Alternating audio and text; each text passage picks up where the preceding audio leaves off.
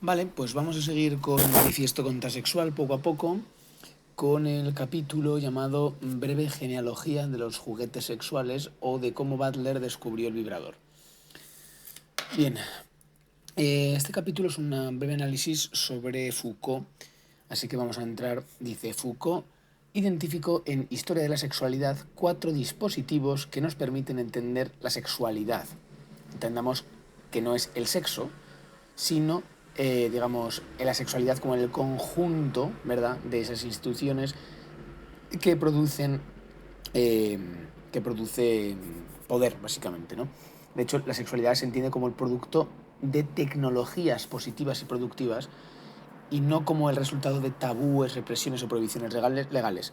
Recordemos que otra máxima del postestructuralismo, además de esta confusión de este diagnóstico de que se han confundido las causas con los efectos, también podría ser la, digamos, asunción de que las leyes, más que ser prohibitivas, son productivas.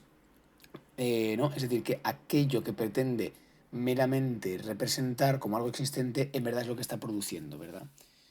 Es decir, el criminal, por decirlo rápidamente, el criminal se produciría por la ley y no existiría antes que la ley. Vale, estos dispositivos, estos 4 dispositivos son, recordando a Foucault, la histerización del cuerpo de la mujer, la pedagogización del sexo del niño, la socialización de las conductas procreadoras y la psiquiatrización del placer perverso. Preciado coloca a Foucault como el origen todavía no muy desarrollado de la teoría queer. Esto es muy interesante. Es cierto que Preciado va a darle un punto más, sobre todo en Texto Yonki se ve claramente cómo va más allá que Foucault. Claro, entendemos esta línea, esta teoría queer, como esta que pone en cuestión las categorías propias, digamos, de hombre, humano, mujer, sexo, raza, como algo natural, y las comprende como, cita, productos performativos del trabajo disciplinario emprendido por las ciencias humanas desde el siglo XVII. La propia filosofía, al determinar qué es el hombre, qué es el ser humano a través de Descartes, no está haciendo una mera argumentación, sino está construyendo los cimientos de la civilización occidental moderna.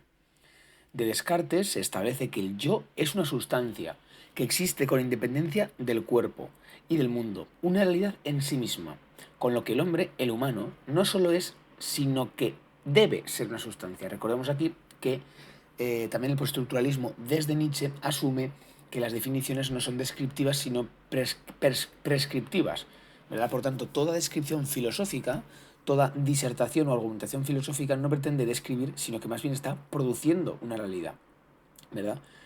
Más adelante, de Foucault aparecerá con la segunda ola las teóricas del género, que entienden el género como esa construcción social, fabricación histórica y cultural que no estaría determinada por una verdad o un sustrato ni natural ni ontológico. Vale, Butler aparece más adelante todavía, como una revolucionaria de la teoría del género, ¿vale? Poniendo en el foco la performatividad sin sustancialidad. Muy claro esto. La performatividad sin sustancialidad. Es decir, el género es imitación, repetición, exclusión, en base a unas prácticas reguladoras. Es decir, como hemos dicho hasta ahora, el género es esa interpretación cultural del cuerpo, que es una interpretación performativa, imitativa, exclusiva y repetitiva, ¿verdad? De dicha interpretación. Así, no hay imitación de un original, sino imitación de imitación, repetición de repetición. No hay, por tanto, y esto es fundamental para establecer la crítica, digamos, más amplia hacia el liberalismo y el capitalismo, no hay sustancias que deciden. No hay sustancias que deciden. De hecho, es esencial ver cómo al final Descartes está produciendo al individuo capitalista. Descartes está produciendo al individuo capitalista. ¿Vale? Sino que lo que hay son cuerpos que actúan en base a una normatividad bajo la cual ya están existiendo. Butler utiliza en algún momento el travestismo de los drag queen para argumentar, y dice, los cuales ponen de manifiesto los mecanismos culturales que producen coherencia de la identidad heterosexual y que aseguran la relación entre sexo anatómico y género. Así es la performance de la drag queen la que le permite a Butler, dice Preciado, concluir que la heterosexualidad es una parodia de género. sin original, en la que las posiciones de género que creemos naturales, masculinas o femeninas, son el resultado de imitaciones sometidas a regulaciones, repeticiones y sanciones constantes. Repito esto que es muy clave. Primera cosa esencial es que la heterosexualidad es una parodia de género sin original. Es decir, es otra postura de género más, es otra parodia más. ¿Vale? En la que se revela que lo masculino y lo femenino son imitaciones, ¿verdad? Me refiero que a través del drag queen nos damos cuenta de esto, ¿verdad? Más adelante dirá que las performances son, sobre todo, lingüísticas, dice Butler. Cuando alguien dice es un niño, es una niña, lo dicen creyendo referir a un dato, pero realmente es una ficción fundante, un ritual, algo que se dice, ¿verdad? Citas ritualizadas de la ley heterosexual. No obstante, la crítica, y esto es muy importante, que le hace Preciado a Butler, es decir, Preciado al final avanza sobre Butler y avanza sobre Foucault, ¿verdad? Es que dice Preciado que hay una reducción en Butler de la identidad a un efecto del discurso, ignorando las formas de incorporación específica que caracterizan distintas inscripciones performativas de la identidad. No hay que olvidar el cuerpo, esto es lo esencial, ¿vale? Que el género sea performativo, idea que desarrolla en género en disputa, y que la identidad sea performativa, idea que al parecer desarrolla en cuerpos que importan, viene a decir que no hay sujeto detrás del obrar. Nietzsche, no hay sujeto detrás del obrar. Que lo uno es, que lo que uno es, no es reflejo de un yo que decida o una esencia que se exprese, sino una serie de metáforas repetidas lingüísticamente que crean la ficción de quién soy yo. Preciado va a ir más allá y va a añadir que además de algo lingüístico, ¿vale? Es decir, que además de que la identidad y el género sean performativos y lingüísticos, algo que se repite, metáforas lingüísticas, es algo que hacemos desde el cuerpo. Es decir, desde el cuerpo marcado, producido. El cuerpo es otro receptáculo fundamental de la identidad, que crea la ficción de quién soy yo. Entonces, si se trata de realizar actos que repitan paródicamente, esto es lo que al final vamos a encontrar la solución, hay que hacerlo tanto lingüísticamente como corporalmente. Y ahí es donde está la suma de Butler y Preciado.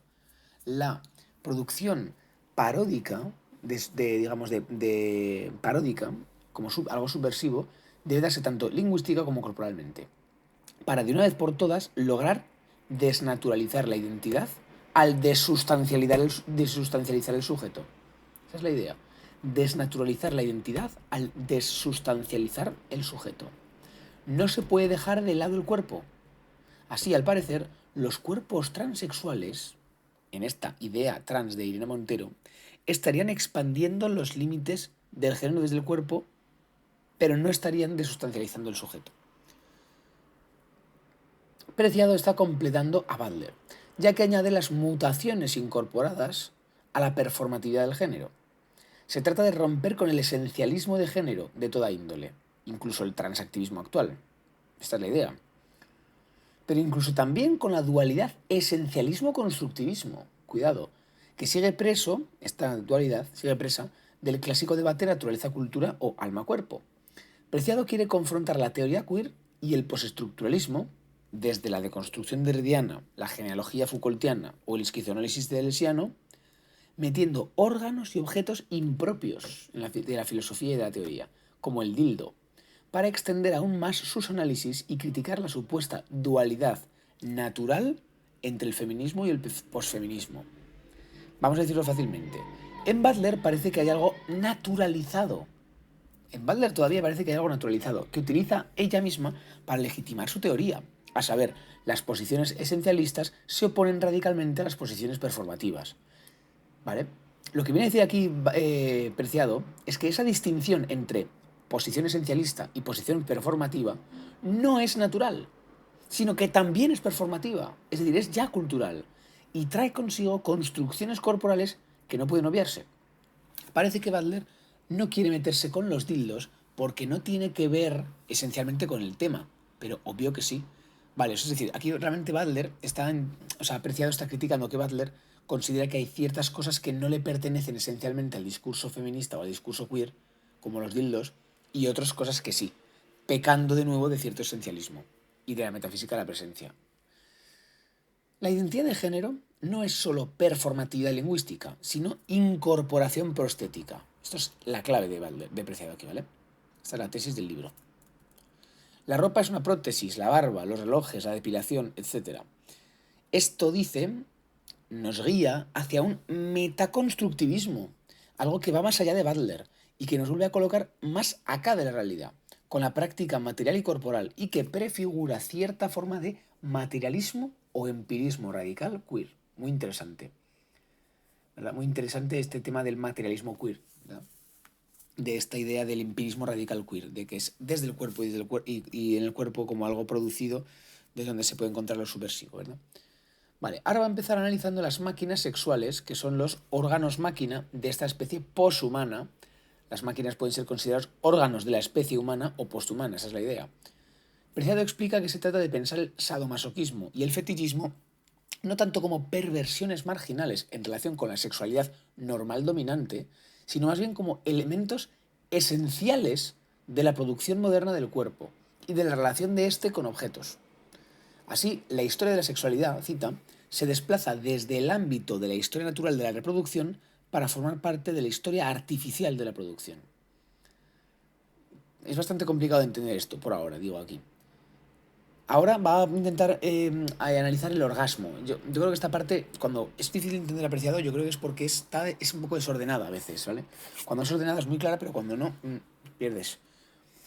Ahora mirará el orgasmo para concluir cómo la producción tecnológica de la sexualidad ha sido una práctica constante de la modernidad, ¿vale? La idea clave que se va esbozando es dejar de entender la sexualidad como algo natural relacionado con la reproducción para entenderlo como algo producido socialmente mediante las tecnologías de incorporación. Esta también es la tesis suya, básicamente. Ay.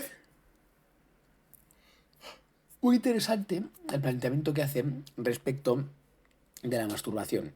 Cómo primeramente se denostó el tacto con respecto a la visión. Esto básicamente es de Platón, ¿no? Y se culmina con Descartes y la modernidad. Y como diversos tratados del 18 trataban de la masturbación como enfermedad, insalubridad, una forma de gachis, es decir, de derroche innecesario de la energía corporal, de la potencia gaudendi, al parecer, que conduce inexorablemente a la enfermedad e incluso a la muerte. Este gachis también lo tiene todo coito sin reproducción y por tanto toda relación homosexual. La masturbación es causa de diversas enfermedades como la epilepsia, la estupidez o la locura. De esta forma se produce el sexo individual y un conjunto de técnicas del yo mediante las que, cita, conocer y controlar y producir al individuo como sujeto de una identidad sexual. Aquí esto es lo que desarrollará un poco más adelante, que como en el siglo XVIII y XIX se construyen por primera vez, perdón, en el siglo XVIII se construye por primera vez el concepto de identidad de género, ¿no? Identidad sexual, cómo existen los hombres, las mujeres, los homosexuales y los heterosexuales. La historia de la sexualidad es, por tanto, la historia de una producción.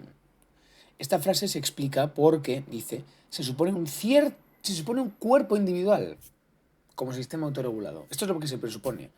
Como un circuito cerrado y finito de energía cuyo gasto puede ser puesto en peligro por la pérdida excesiva de ciertos fluidos corporales como el agua, la sangre o el semen.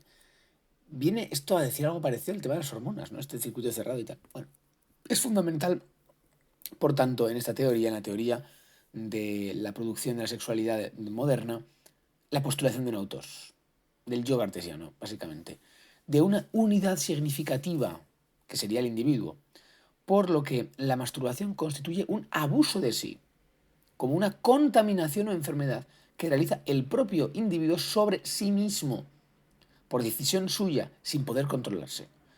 Se ve claramente cómo se está dando por sentado, naturalizándose la existencia de un individuo. Se está produciendo al individuo sexualizado. Esto es fundamental. En la presuposición, el mero reflejo está la producción. En lo que dice simplemente describir está la producción. Aquí lo dice muy claro, dice, la contaminación sucede en un nuevo espacio en el que la sexualidad se define. ¿Cuál? El individuo y su propio cuerpo. fundamental. La única forma de usar esa energía, por tanto, lo que vamos a decir es que las tecnologías del siglo XVIII, 1710 y 1760, estos textos que están en contra de la masturbación, producen el sujeto sexuado. Exactamente. La única forma de usar esa energía corporal es a través del trabajo o la reproducción sexual. Lo demás es contaminación. Se puede observar cómo los discursos médicos y científicos no son tan antiguos, sino del siglo XVIII, 1710 y 1760. Es decir, la medicina que se realiza ahora empieza a tener un discurso unificado como científico a partir de la Ilustración. Es el siglo al final de las enciclopedias, la homogenización de las ciencias, la fe en la razón. Es que antes no. Es ahí cuando surgen estos discursos normalizadores, correctivos, pero a la vez productivos de los sujetos como individuos sexualizados, racionales, libres, morales, productores, consumidores. Es ahí. En la Ilustración comienza el capitalismo más primitivo para realizarse en la revolución industrial del siglo XIX, año de la clínica y la consolidación del individuo como sujeto de la identidad de género, el individuo como agente moral, libre y político. Estados Unidos, tras la Segunda Guerra Mundial, es el perfeccionamiento de la máquina capitalista y liberal que ha logrado finalmente normalizar y naturalizar al individuo. Yo aquí diré, siguiendo un texto yonki, produciendo unos nuevos sujetos basados en la nueva era farmacopornográfica. Volviendo a la masturbación, Preciado expone cómo la sexualidad y el trabajo están relacionados, ya que la reproducción, el tener hijos, es la representación, la expresión del trabajo de la reproducción, que tiene el coito heterosexual en el centro. Esta naturalización, esta disciplina de cómo deben ser las cosas, es una tecnología de producción. Exactamente, la naturalización es la mayor tecnología de producción. Dice, esta es la tecnología de producción de los cuerpos heterosexuales que la mano masturbadora ha puesto en peligro y que habrá de ser disciplinada por un conjunto igualmente importante de tecnologías de represión. Claro, aquí está produciendo el individuo sexuado. Ahí está. Recordemos que toda ley, tecnología prohibitiva represiva, es esencialmente una ley productiva. Esto es, producirá al individuo pervertido que usa la mano masturbadora en vez del coito heterosexual realizador del trabajo reproductivo. Preciado añade algo interesante que nosotros podríamos analizar. Dice, esta producción del sujeto heterosexual a través de la tecnología de sexo, coito-trabajo versus mano masturbadora, no está aislada de la biopolítica, todos los mecanismos de producción de subjetividad que tiene el poder y actúa mediante normalidad. No está aislado de la biopolítica y de la producción de cuerpos europeos heterosexual y blanco. Y añadiría yo, libre, autónomo, comprador, productor. Bien. También añade de producción de Estados-nación, que se ve amenazado por otras y debe usar su energía en conquistar otros y proteger el suyo. Cita, en Francia, durante el siglo XIX, los movimientos antionanistas, el XIX, movimientos antionanistas e higienistas interpretarán la masturbación no solo como un problema de morbosidad individual, sino también como una forma de patología social, representando al masturbador como un agente contaminador en el conjunto del cuerpo social, que amenaza la supervivencia de la raza blanca autóctona. Vale, seguimos. Dice, el masturbador podría poner en peligro el futuro de la nación. Claro, porque no está reproduciendo, ¿verdad?, la nación. Las teorías de la masturbación de Tissot llegarán a América y con ello se crearán máquinas que ayudan a la producción del individuo sexual, máquinas que prohíban básicamente la masturbación y por tanto ya produzcan literalmente al individuo sexual, tecnológicamente. Estas máquinas son claras tecnologías de producción en términos de Preciado, que estaban destinados a la regulación de las prácticas domésticas, desde regímenes de desayuno hasta los cinturones antimasturbatorios, Kellogg's fabricante de ambos, claramente. Como decimos, durante el siglo XVIII y XIX domina una patologización del tacto y un privilegio de la vista como sentido apropiado al conocimiento y la acción racional. La contaminación venérea ocurre por la mano y la piel. Es en la piel donde se incorporan los signos de desviación sexual. La invención de los cinturones de castidad, guantes nocturnos, hierros de cama, grilletes de contención, fundas para el pene con candado, hacían que sobre el cuerpo estas tecnologías funcionaran construyendo sujetos e identidad. No obstante, desde Foucault y Butler sabemos que al no haber nada fuera del poder, al no haber fuera del poder como tal, lo único que queda es la reapropiación paródica o subversiva de los mismos instrumentos o tecnologías de la producción. ¿Vale? Toda técnica, cita, que forma parte de una práctica represiva es susceptible de ser cortada e injertada en otro conjunto de prácticas, reapropiada por diferentes cuerpos e invertida en diferentes usos, dando lugar a otros placeres y otras posiciones de identidad. Clave sobre esta distinción, por ejemplo, el sadomasoquismo. Entonces, el sadomasoquismo, al fin y al cabo, sería la reapropiación paródica y, por tanto, queer, en el sentido de que sería como monstruosa, perversa, etcétera, que realizaría, digamos, propuestas de resistencia, ¿no? Vamos a decirlo así. Aquí parece que Preciado peca de cierto individualismo, dice, de seguir preso de la metafísica de la sustancia, ojo, de sujetos sustanciales. Vamos a ver, dice, por primera vez, el cuerpo, que hasta ahora era simple objeto de práctica, deviene sujeto. Es él mismo el que decide qué piercing, dónde, etc. Ay, Dios, esto es clave, digo aquí. Un giro completo de los usos y de las posiciones de poder que estos implican en torno a lo que aparece como una misma técnica. La aparición de objetos sexuales BDSM como invasión de la uretra, piercing genital, alargamiento del pene, inflación escrotal, bastones violeta que emiten descargas eléctricas sobre el glande, son, cita, aparatos sexuales que pertenecen al conjunto de técnicas de la represión como los empleados contra los jóvenes masturbadores y homosexuales durante el siglo XIX. Solo que ahora se han parodiado para dar placer. También los barrotes, los cinturones, etc. Dicho aquí muy claritamente, estas tecnologías han sido extraídas paródicamente de las tecnologías de producción específicas del género para producir hombres y mujeres heterosexuales y de la especie, normalidad humana, animalidad doméstica o salvaje, así como las prácticas, discursos médicos y morales, y han sido recontextualizadas en el interior de sistemas queer de relación objeto-cuerpo. Esta es una bastante clara esto, ¿eh? Y han sido... Ahí está. Preciado ha expuesto cómo las tecnologías propias del BDSM son una puesta en práctica de la performatividad no solo lingüística o gestual de Butler, sino de la performatividad corporal de Preciado.